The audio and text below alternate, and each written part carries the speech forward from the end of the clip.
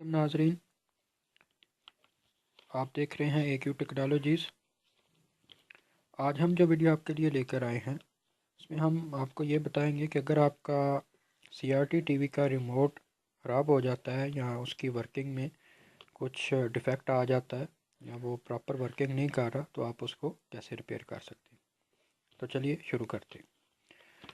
सबसे पहले ये CRT टीवी का रिमोट है। तो आप देख सकते हैं ये एक नया रिमोट है और ये एक पुराना रिमोट है जो थोड़ा सा पीछे में से टूटा भी हुआ है। तो अगर ये वर्किंग नहीं कर रहा तो आप इसको कैसे वर्कआउट इसका जो है वो बेहतर कर सकते हैं। तो इसके लिए इसमें प्रॉब्लम मोस्टली जो आती हैं वो ये आती हैं कि जैसे हम यूज़ करते हैं तो हमारे जो हाथ होते हैं वो किसी भी हम खाना खाते हुए भी इसको यूज़ कर रहे होते हैं, कोई भी काम करते हुए इसको साथ में यूज़ कर रहे होते हैं। तो इसमें प्रॉब्लम ये आ जाती है कि कुछ ऑयल वगैरह कुछ चिकनाई जो है वो इन जो कीज़ हैं जो बटन के ज़रिए इसमें ट्रांसफ़र हो जाती है। इसकी वजह से इनमें कार्बन जो है वो कार्बन की एक लेयर जम जाती है, जिसकी वजह से ये इनका जो कीज़ का कांटेक्ट है वो नहीं हो पाता नीचे PCB से। तो इसलिए इसमें वर्किंग में प्रॉब्लम आ जाती है। या वैसे ज़्यादा देर अगर यूज़ रहा है तो धूल मिट्टी की वजह से, डस्ट की वजह से भी इनमें कार्बन जमा हो जाती है, जिसकी वजह से वो वर्किंग इनकी ठीक तरह से काम नहीं करती।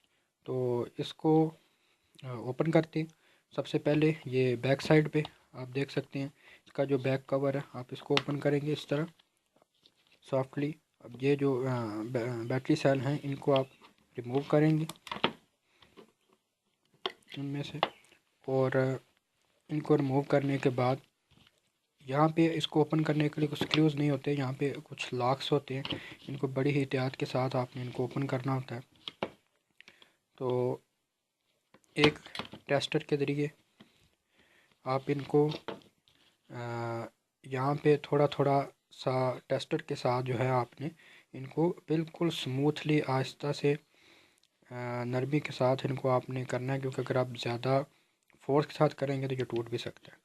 तो मैं इसको ओपन कर लेता हूँ, तब तक के लिए वीडियो पॉज करता हूँ।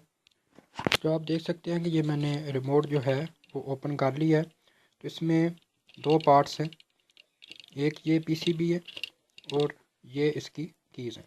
तो होता क्या है कि ये जो आपकी, जैसे ये आप देख सकते हैं, मैं जूम करूँ तो ये जो PCB है इस पे ये जो सारी डिज़ाइनिंग हुई है इस पे ऑयल या डस्ट वगैरह जमा हो जाती है। तो आपने करना क्या है कि ये जो आपकी कीज़ हैं, जैसे कि अगर मैं इसको थोड़ा सा क्लियर आप देख सकें, इसमें क्या होता है, ये जो सारी ये लेयर्स हैं, ये ब्लैक कलर के जो पॉइंट बने हुए हैं इन पे डस्ट या ऑयल वगैरह जमा हो जाती है, उनकी लेयर्स बन जाती हैं। तो आपने इनको क्या करना है, किसी भी सॉफ्ट जो कॉटन हो जाए बेहतर है, या किसी भी कपड़े के साथ, पीस ऑफ क्लॉथ के साथ आपने इसको नरमी के साथ सारा इस तरह ऊपर से वॉश कर देना है। इसको भी आपने वॉश कर देना है। अगर आप चाहें तो थोड़ा सा पेट्रोल या स्प्रिट वगैरह लेके उसको भिगो के तो ऊपर उसको कर दें, लेकिन उस सूरत में आपको कुछ देर के लिए ऐसे ही खुला हुआ इसको छोड़ना पड़ेगा और उसको खुश्क होने देना। इसके अलावा अगर इसमें एक और प्रॉब्लम ये आ सकती है कि जैसे ये आप लेज़र देख रहे हैं, लेंस है, इसको इंफ्रारेड लेंस बोलते हैं। अगर इसके ये जो पॉइंट्स हैं इसमें थोड़ी सी लूजिंग आ जाए तब भी ये इसकी वर्किंग जो है वो इफ़ेक्ट हो सकती है। इसके अलावा यही कुछ कॉमन प्रॉब्लम्स हैं जो आती हैं। तो अगर इनको थोड़ा सा आप इनके कुछ एक मंथ बाद या एक हफ़्ते बाद जैसे ही आप देखें कि वर्किंग ठीक नहीं हो रही, और ये चेक करने के बाद कि आपकी जो बैटरी सेल है वो बिल्कुल ठीक है, क्योंकि अगर आपके सेल वीक होंगे तो फिर तो वो काम नहीं करेगा। उनकी प्रॉपर चेकिंग के बाद आपने, अगर फिर भी रिमोट आपका वर्क नहीं करता, तो आपने इसके लिए इस तरह ओपन कर लेना है और उसको वॉश करना है।